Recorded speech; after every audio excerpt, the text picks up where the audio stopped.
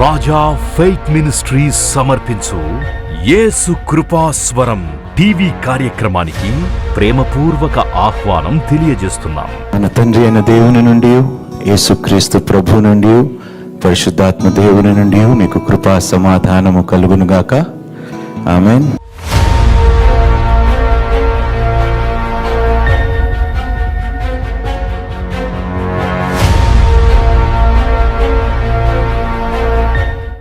ప్రభు పేట కూడి వచ్చిన మీ అందరికీ వందనాలు. షలోమ్. మీరు ఏదైనా స్వస్థత సభలకు వెళ్ళారా? హీలింగ్ సభలకి.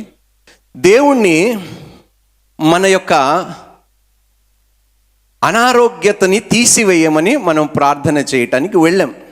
అంటే ఆ అనారోగ్యము పైన దేవునికి ఆధిపత్యం ఉన్నదని మనం తెలియపరుస్తున్నాం. నీవు మాత్రమే దీనిని బాగు చేయగలుగుతావు, నా అనారోగ్యాన్ని నువ్వు స్వస్థపరచగలుగుతావు, దీని మీద నీకు ఆధిపత్యం ఉన్నది అని నువ్వు బాగానే గుర్తించావు. కానీ నీ శరీరముని మాత్రం దేవునికి నువ్వు సమర్పించలేదు. నీ వ్యాధిని దేవునికి సమర్పించావు, కానీ నీ శరీరముని నువ్వు దేవునికి సమర్పించలేదు. అది ఎట్లా సాధ్యం అంటే, ఇప్పుడు స్వస్థత పొందుకున్న వారు జీవితాలు దేవునికి ఇష్టముగా వారు జీవిస్తున్నారా? దేవునికి ఇష్టలుగా వారు జీవిస్తున్నారు. స్వస్థత దేవుడు చేశాడు. ఇప్పుడు స్వస్థత పొందుకున్న తర్వాత, దేవా ఈ శరీరము నాకు వినిపిలే, ఇదేమిటి? ఇప్పుడు దేవునికి నీ అనారోగ్యము కాదు కావలసినది. ఏం కావాలి దేవునికి? నీ శరీరము కావాలి. దేవునికి కావాల్సింది నీ అనారోగ్యము కాదు, దేవునికి కావాల్సింది నీ శరీరము. చాలామంది వారి అనారోగ్యాన్ని దేవునికి ఇస్తున్నారు, కానీ వారి శరీరాన్ని మాత్రం దేవునికి సమర్పించుకోవటం లేదు. ప్రభువా నా అనారోగ్యాన్ని తీసివేసి నన్ను స్వస్థపరచు అంటారు, మళ్ళీ శరీరంతో ఇష్టం వచ్చినట్టుగా వ్యవహరిస్తారు. టైంకు మనము తినము, ఏమిటి సరిగ్గా నిద్రపోము, టెన్షన్లు తీసుకోవద్దంటే టెన్షన్లే తీసుకుంటాము, చింతించవద్దంటే అదే. ఏదైతే మనం ఎందుకు చేస్తున్నామో తెలుసా? వ్యాధులని దేవునికి అప్పగిస్తున్నాం. ఆయన వ్యాధులని స్వస్థపరచగలుగుతాడని మనం నమ్ముతున్నాము, కానీ ఆయనకి కావాల్సింది నీ వ్యాధి కాదు, నీ శరీరం. ఆ శరీరము తన ఆలయముగా మార్చుకొని ఆ ఆలయములో తన ఆత్మను నివసింపటకు ఆయన ఇష్టపడుతున్నాడు. అర్థమవుతుందా మీకు? చాలామంది క్రైస్తవులు వ్యాధుల కోసము, స్వస్థతల కోసము వెళ్తున్నారు, దేవుడు స్వస్థపరచగలుగుతాడని ఆధిక్యతను గుర్తించి, కానీ శరీరములు మాత్రం దేవునికి సమర్పించుకోవటం లేదు. దేవుడు ఏమంటున్నాడు? మన శరీరము ఆలయం. మనం చాలాసార్లు వెళ్తాం స్వస్థత సభలకు వెళ్ళినప్పుడు, డిప్రెషన్స్ కోసము, ఇంకా టెన్షన్స్ కోసము, అప్పుల కోసము, వ్యాధుల కోసము ఏవేవో అడుగుతాము. కానీ తండ్రి ఈ శరీరము నా ఇష్టం వచ్చినట్టుగా నేను వాడుకొని, నాయనా అపోస్తులైన పౌలు రోమియోలకు రాసిన పత్రికలో సెలవిచ్చినట్టుగా నా ప్రతి అవయవము నీతి కొరకు దాసులుగా, నీతి కొరకు సమర్పించుకోవటానికి మాత్రము నేను ఇష్టపడలేదు అని ఎవరైనా చెప్తున్నారండి? స్వస్థత పొందుకున్న వెంటనే అయిపోయాయి, దేవుడితో పని అయిపోయింది. సాక్ష్యాలు కూడా చెప్పరండి స్వస్థత పొందుకున్న తర్వాత సంఘంలో. అయినను కూడా దేవుడు ఎంతమంది కుష్ఠరోగుల్ని స్వస్థపరిచాడండి. వాళ్ళు వచ్చి యేసుకి థ్యాంక్స్ చెప్పారా? చెప్పండి, చెప్పలే. అయినా మంచివాడండి ఆయన, కనికరము కలిగిన వాడు. మనం ఎంత మేలు పొందుకొని తిరిగి చెప్పకపోయినా కూడా ఆయన మనకి సహాయము చేస్తున్న ఒక మంచి రాజు, ఒక మంచి యజమానుడు, ఒక మంచి దేవుడై ఉన్నాడు. యేసు నా రాజు అన్నవారు చేతులెత్తండి. రాజు అన్నాక ఏం చేయాలండి? రాజు ఏం చేస్తాడు? ఏలుతాడు, పరిపాలిస్తాడు. రాజుకి వ్యతిరేకముగా మనం ఏమైనా మాట్లాడగలుగుతామా? ఏదైనా ఆదేశించగలుగుతామా? తిరగబడగలుగుతామా? లోబడకుండా మన సొంత పనులు ఆయన పర్మిషన్ లేకుండా మనం చేయగలుగుతామా? చెప్పండి. కానీ మనమందరము, దేవా నీవు రాజు, కానీ మంత్రి నేనే. నీవు రాజు, మంత్రి నిర్ణయాలు నేనే తీసుకుంటాను, నువ్వు జోక్యము చేసుకోవద్దంటున్నావు. ఈరోజు దేవుడు ఏమంటున్నాడో తెలుసా? ఈ ఆలయముని, ఈ శరీరముని పాడు చేసిన వారి శరీరముని నేను పాడు చేసేదను. రోగాలు ఎందుకు తిరిగి వస్తాయి? వ్యాధులు ఎందుకు తిరిగి వస్తాయి? అనారోగ్యముని, ఆ వ్యాధిని దేవునికి ఇచ్చి శరీరం మళ్ళీ దేవునికి ఇవ్వకుండా శరీరాన్ని పాపిష్టి పనుల కోసం మనం వాడుకున్నాం. రాజు చెప్పినట్టుగా మనము చేయగలిగితే ఏ వ్యాధి, ఏ బాధ, ఎలాంటి తెగులు కూడా, దేవుడు ఏమన్నాడు? ఏ తెగులు నీ గుడారము ఎప్పుడు సమీపించదు. ఎప్పుడు సమీపించదు? నువ్వు ఆయన మాటకి విధేయులై ఉన్నప్పుడు, ఆయన మాటను నువ్వు విని గైకొని అనుసరించి నడిచినప్పుడు ఏ తెగులు నీ గుడారము సమీపించదు. యేసుక్రీస్తు ప్రభువారు తన పరలోక రాజ్యములో ఎవరైతే నివసించాలని కోరుచున్నారో దానికి కొన్ని షరతులు ఇచ్చాడండి, కొన్ని విషయాలు చెప్పాడు. ఈ పరలోక రాజ్యములో మీరు నివసించాలంటే ఇలాంటి వ్యక్తులుగా మీరు ఉండాలి, ఇలాంటి వ్యక్తులుగా మీరు. ఇప్పుడు భోజనం చేసేటప్పుడు ఎంతమంది ప్రార్థిస్తారండి? తక్కువ మంది నాకు తెలుసు. అప్పుడప్పుడు ప్రార్థన చేస్తాం, అప్పుడప్పుడు. ఇశ్రాయేలు ప్రజలు ప్రార్థించేటప్పుడు ఒక ప్రార్థన చేస్తారు. బారూఖ్ అటా అదోనాయ్ ఎలోహెను మెలెక్ హా ఓలాం అంటారనమాట. అంటే king of the universe, blessed are you lord God, king of the universe, who brings forth bread from the earth. భూమి నుండి ధాన్యాన్ని పండించే దేవా నీకు స్తోత్రము. భూమి నుండి అన్నముని నాయన నువ్వు మా కోసం ఏర్పరిచే దేవా నీకు స్తోత్రము. భూమి ఇంకాను తన పంటని పండిస్తూ మాకు ఆహారము పెట్టిస్తున్నందుకు నీకు. కొంతమంది ప్రార్థిస్తారు, దేవా నాకు ఆత్రము నీకు స్తోత్రము కదా, అవునా కాదా? వాళ్ళు ఏమంటున్నారో తెలుసండి? వాళ్ళ ప్రార్థనలో కింగ్ ఆఫ్ ది యూనివర్స్ అంటున్నారు. ఈ లోకానికి నువ్వు రాజై ఉన్నావు, నీ సృష్టికి నువ్వు రాజై ఉన్నావని వారు తినే ముందు జ్ఞాపకము చేసుకుంటున్నారు. నువ్వు కానీ మాకు పెట్టకపోతే మేము తినే స్థితిలో ఉండలేము అని గుర్తించి ఆ రాజుకి స్తోత్రాలు చెల్లిస్తున్నారు. ఎంత గొప్ప ప్రార్థన ఉన్నదండి! అలాంటి ప్రార్థనలు చేస్తున్నామా మనము? మనం తింటున్నాము కానీ తిండి పెట్టేవాడినే మనము మర్చిపోతున్నాము. ఎవరైతే తన శరీరముని దేవునికి సమర్పిస్తారో ఆ శరీరములో ఏముండదో తెలుసండి?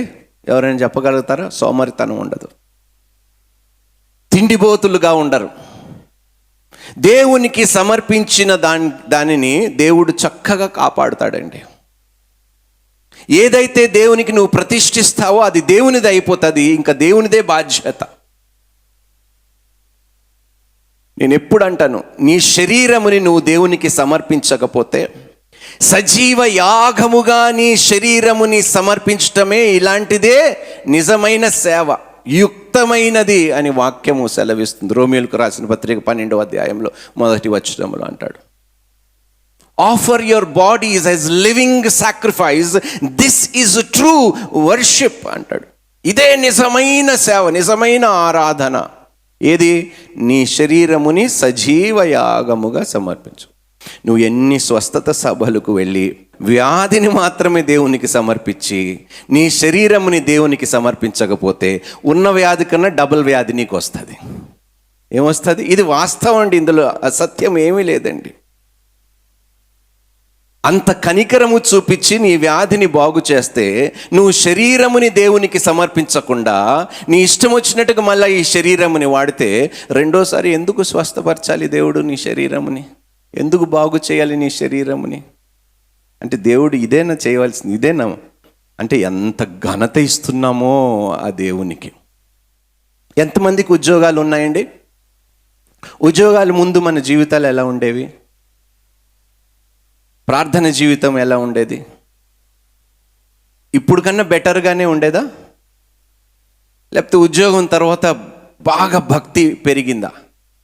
ఉద్యోగము లేనప్పుడు, పరిస్థితులు బాగాలేనప్పుడు ఎంతగా ఆయన మీద మనము ఆధారపడ్డామా లేదా? ఆధారపడ్డాము. ఉద్యోగం వచ్చిన తర్వాత ఎందుకు తగ్గిపోయింది? ఎందుకు తగ్గిపోయింది? నేను రిటైర్ అయిపోయిన తర్వాత బ్రదర్ నేను సేవ చేస్తాను. ఏమిటంట?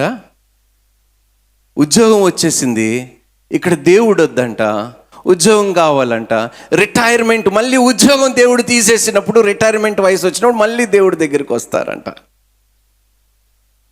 అంటే దేవుడు నీ రాజు, నీ ఇష్టం వచ్చినట్టుగా ఆ రాజు పని చెయ్యాలి, నువ్వు మాత్రం ఆయనకి లోబడవు.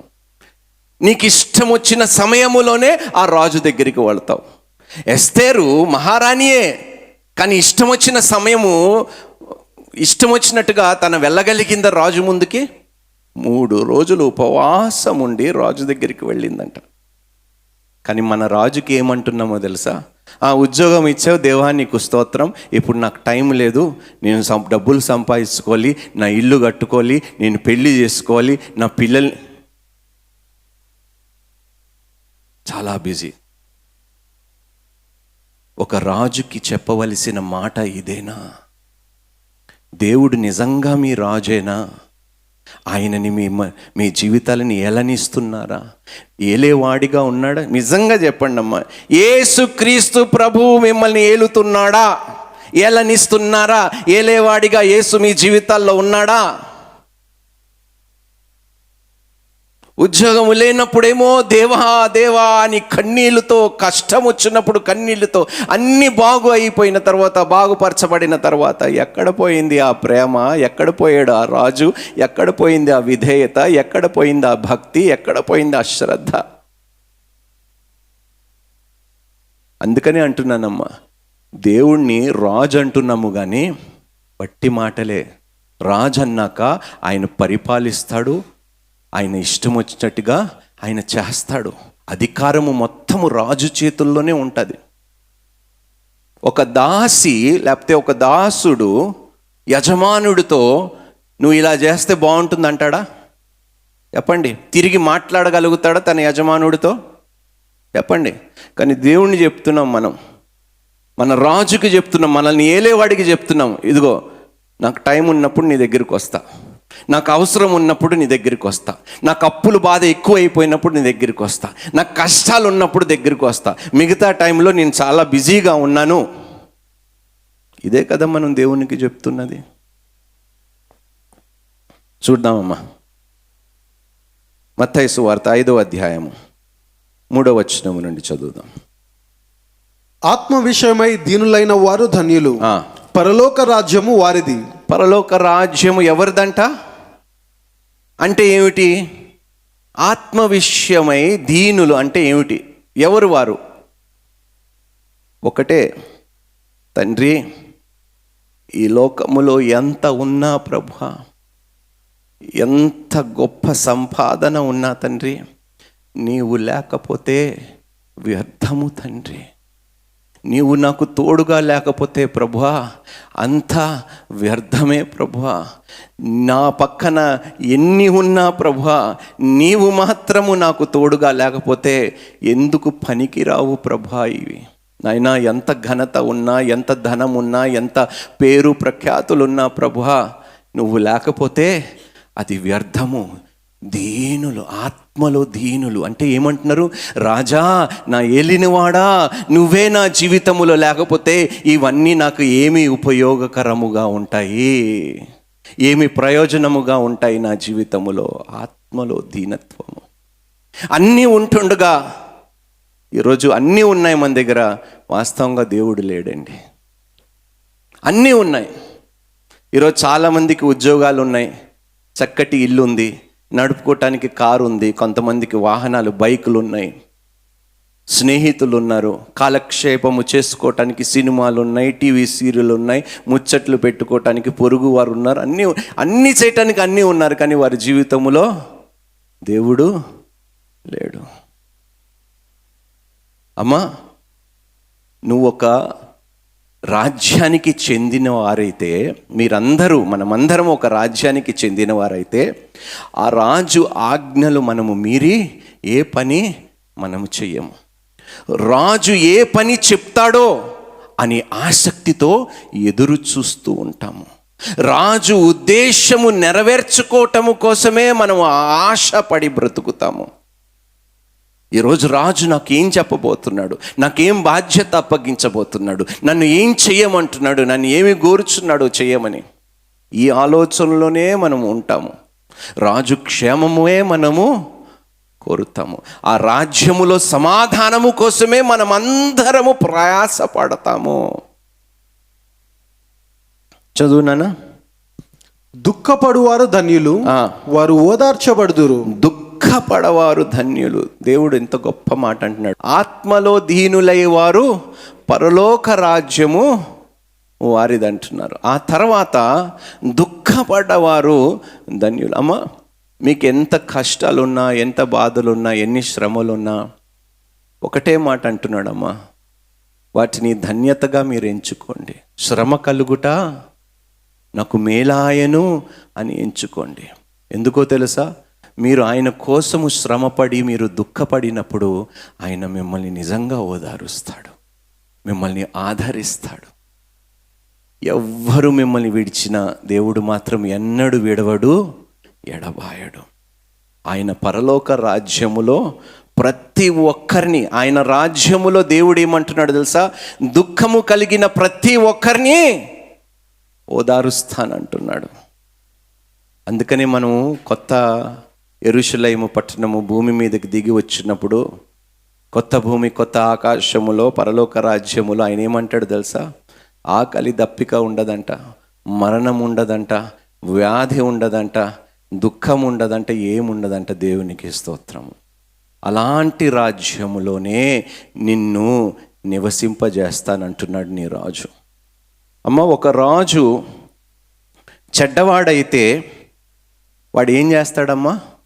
ఇంకా ఎక్కువ భారము మీ మీద మోపుతాడు. యేసుక్రీస్తు ప్రభువారు, మనం ఎన్నిసార్లు అంటామో తెలుసా? మంచి దేవుడివి ప్రభువా, నువ్వు మంచి దేవుడివి అంటాము, కానీ ఎన్నోసార్లు ఆ మంచి దేవుడిని మర్చిపోతూ ఉంటాం. ఈ లోకము భారమంతయు, శ్రమలంతయు నెత్తి మీద పెట్టుకొని ఆయన దగ్గరికి వెళ్ళటమే మనం మానేస్తాం. రాజుగానే గుర్తించటము కొన్నిసార్లు మనం మర్చిపోతూ ఉంటాం. సాత్వికులు ధన్యులు, వారు భూలోకమును స్వతంత్రించుకొందురు. అమ్మా, దేవుని రాజ్యములో మనం బ్రతకాలంటే మనం ఎలా బ్రతకాలి? ఉన్నదండి సాత్వికము మనలో. ఇప్పుడు ఇక్కడ ఇలాంటి గుణాలు మనలో లేకపోతే, ఇలాంటి అలవాట్లు మనలో లేకపోతే పరలోకములో మనం అలా బ్రతుకుతామని గ్యారంటీ ఉన్నదండి? చెప్పాలి. ఇక్కడ బ్రతుకు అక్కడ నీకు ఒక ఎగ్జాంపుల్గా ఉండాలి. నువ్వు పరలోకములో ఏ విధంగా బ్రతుకుతావు, ఫస్ట్ భూమి మీద బ్రతికి చూపించమంటున్నాడు దేవుడు. నువ్వు నా రాజ్యములో ప్రవేశించాలంటే నా చిత్తానుసారంగా చేయమంటున్నాడు దేవుడు, నీ చిత్తానుసారంగా కాదు. అందుకని యేసుక్రీస్తు ప్రభువారు ఈ భూమి మీదకి వచ్చినప్పుడు ఏమన్నాడు తెలుసా? నా చిత్తము కాదు నేను చేయటానికి వచ్చింది, పరలోకములో ఉన్న నా తండ్రి ప్రభువా ప్రభువా అన్న ప్రతి ఒక్కడు. ఇప్పుడు నా ప్రశ్న ఏమిటంటే, మనమందరము ప్రార్థన చేస్తున్నాం, పరలోకములో ఉన్న మా తండ్రి, నీ నామము పరిశుద్ధపరచబడునుగాక, నీ రాజ్యము వచ్చునుగాక. ఒక రాజ్యం అన్నాక ప్రజలు ఉంటుంది. మనం దేవుణ్ణి రాజ్యాన్ని తీసుకురమ్మంటున్నాం, కానీ ఆయన ప్రజలుగా ఆ రాజ్యములో నివసించటానికి మాత్రం ఇష్టపడటం లేదు. నీ రాజ్యము వచ్చునుగాకంటే ఉట్టి రాజ్యము పెట్టుకొని ప్రజలు లేకుండా రాజ్యంలో దేవుడు ఏం చేయగలుగుతాడు? దేవుడు ఏం చేస్తాడు చెప్పండి? ఒక రాజ్యం అనగా ఒక ప్రజలు కూడా రాజ్యములో ఉంటారు. మరి అందుకనే అంటున్నాడు, నీ రాజ్యము వచ్చునుగాక, నీ చిత్తము పరలోకములో నెరవేరబడుచున్నట్లు భూమి అందును. అంత వట్టిదే. ఎన్ని మార్లు మనం పరలోక ప్రార్థనలో అబద్ధాలు చెప్పామో తెలుసా? నీ చిత్తము నీ చిత్తము నీ చిత్తం అంటాం, కానీ అంతా జరిగేది మన చిత్తమే. మన జీవితాలేమో ఆయనకి సమర్పించుకోము, వివాహ విషయములో సమర్పించుకోము, పిల్లల్ని పెంచే విషయములో సమర్పించుకోము, వ్యాపారమైన పనులు చేయాలన్నా ఏది చేయాలన్నా కూడా ఏది కూడా ఆ రాజుని అడిగి కూడా మనం నిర్ణయాలు మన కంటికి నచ్చింది బాగుంటే అది చేయవలసినదే. నిజంగా ఈరోజు మీ గుండెల మీద మీరు వేసుకొని ఒక్కసారి మిమ్మల్ని మీరు ప్రశ్నించుకొని అడగండి, యేసు నిజంగా నా ఏలేవాడుగా ఉన్నాడా నా జీవితంలో? నా రాజుగా ఆయనని, నా జీవితాన్ని నేను ఏలనిస్తున్నానా? నా శరీరముని ఆయనని ఏలనిస్తున్నానా? అమ్మా, దేవుడు మీ శరీరాన్ని మీరు ఏలనిస్తే అక్రమ సంబంధాలు ఉండవమ్మా వివాహములో. మీకు తెలుసా? చెడుతనం ఉండదు మీ శరీరములో, మాలిన్యం ఉండదు మీ శరీరములో. యవ్వనస్తులైతే ఏ పోర్నోగ్రఫీకి అడిక్ట్ అయిపోయారో ఆ అలవాటులు కూడా ఉండవు ఆ శరీరములో. చెడుతనము అసలు ఏది? ఒక్కసారి నువ్వు దేవునికి సమర్పించుకోమా నీ శరీరముని. అది ఆయన ఆలయముగా మార్చి ఆయన ఆత్మను నివసింపజేస్తాడు. దేవునికి స్తోత్రము, హల్లెలూయా. ఇచ్చి చూడు నీ శరీరముని, ఆయన ఏం చేయగలుగుతాడో. ఆయనని ఏలనిస్తే నీ శరీరముని ఆయన ఎంత అద్భుతంగా నీ శరీరముని కాపాడుతాడో ఒక్కసారి మీరు ఇచ్చి చూడండి. చదువున్నాను ఒకసారి. నీతి కొరకు ఆకలి దప్పులు గలవారు ధన్యులు, వారు తృప్తిపరచబడుదురు. అమ్మా, ఆకలి దప్పిక అంటే ఏమిటి? ఆకలి, నీతి కొరకు ఆకలి దప్పికగా ఉన్నవాడు దేని గురించి ఆలోచిస్తాడండి? దాని గురించే ఆలోచిస్తాడు కదా, వేరే విషయాల గురించి ఆలోచించాడు కదా. ఆకలి దప్పికగా ఉన్నవాడు దాహము తీర్చుకోవటానికి, కడుపు నింపుకోవటానికి మాత్రమే ఆలోచిస్తాడు. వారికి వేరే పాడ ఆలోచనలు ఏమి ఉండవు. ఆ సమయంలో ఇంకేం ఆలోచనలు ఉంటాయి వాడికి? అందుకనే దేవుడు ఏమంటున్నాడు తెలుసా? ఒక్క రోజు కాదు, ఒక క్షణము కాదు, బ్రతుకు దినములంతయు నీతి కొరకు ఆకలి దప్పిక కలిగి మీరు బ్రతకండి.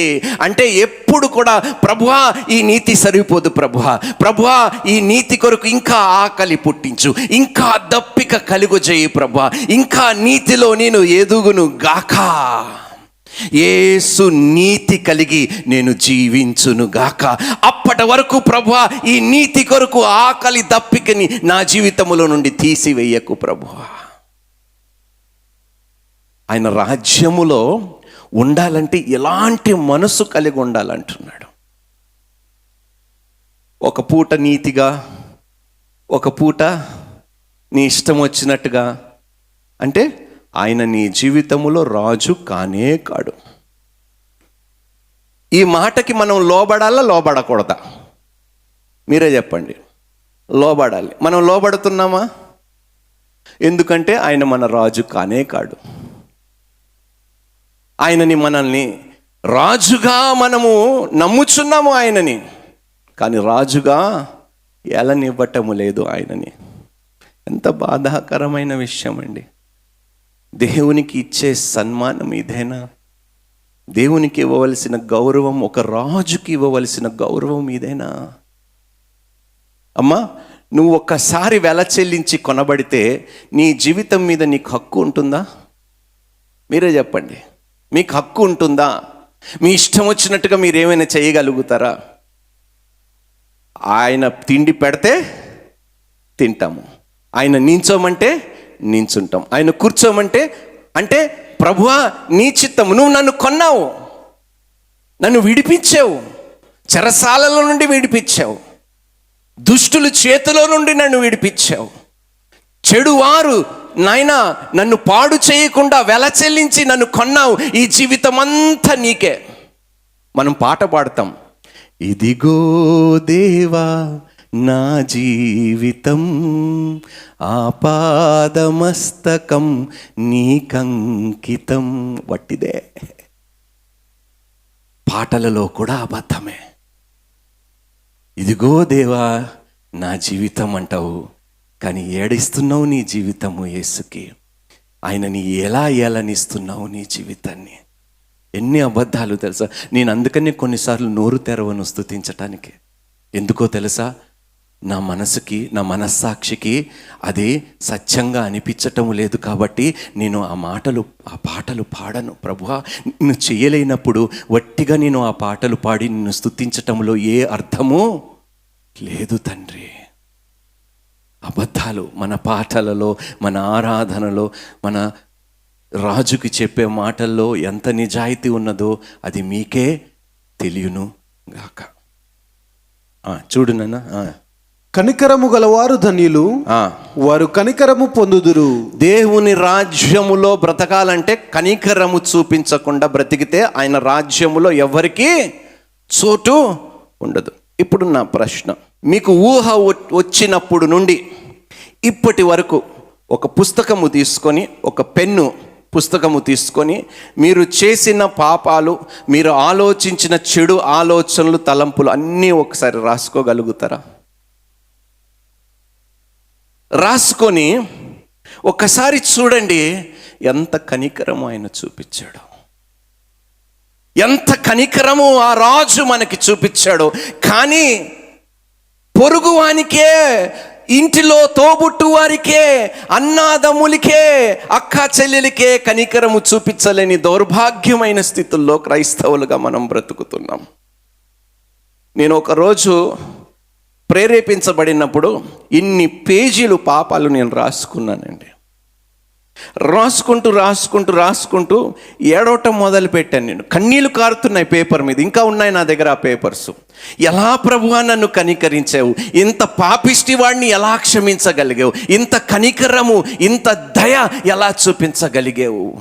ఆశ్చర్యపోతానండి. ఇంత కనికరము పొందుకున్నావు కాబట్టి కీడు చేసేవానికి ప్రతిఫలముగా మేలు చేయి. నువ్వు ఎంత కనికరము పొందుకున్నావో దానికన్నా ఎక్కువ కనికరము నీ పొరుగువానికి చూపించు అని దేవుడు నాకు ఆ రోజు తెలియపరిచాడండి. నాకు ఆశ్చర్యం వేస్తుందండి. సంఘములో ఎవరైనా తాగుబోతులు కానీ, వ్యభిచారము చేసేవారు కానీ, మీకు వారు తెలిసి ఉంటుంది, వారి జీవితం మీకు తెలిసే ఉంటుంది. కొన్నిసార్లు నన్నే వచ్చి అడుగుతారు, అదేంటి బ్రదర్ ఇలాంటి వారిని సంఘములోకి రానిస్తారు? ఎంత బాధ కలుగుతుందో తెలుసా ఆ మాట విన్నప్పుడు. అంటే వాళ్ళకి కనికరము అవసరము లేదా? మీకు మాత్రమే కనికరమా? మీకు మాత్రమే దేవుని దయ చూపించాలా? మేరీ మగ్దలీను, మరియా మగ్దలీను యేసుక్రీస్తు పాదముల దగ్గర ఉన్నప్పుడు, ఇదిగో నిన్ను దూషించు వారు వెళ్ళిపోయారు, ఇంకా ఎందుకు ఇక్కడే ఉన్నావు, లే తిరిగి ఎన్నడూ పాపము చేయొద్దు.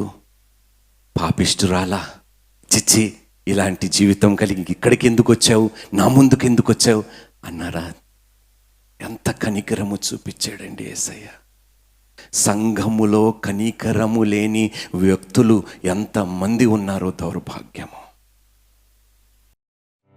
దైవజనులు బోధించిన మరిన్ని ప్రసంగాలను విని ఆత్మీయంగా బలపడాలని ఆశ కలిగిన వారు Raja faith ministries YouTube, Raja faith ministries Facebook, Raja Hebel Instagram, Raja Hebel RFM Twitter subscribe చేయండి, లైక్ చేయండి, కామెంట్ చేయండి, షేర్ చేయండి, ఫాలో అవ్వండి.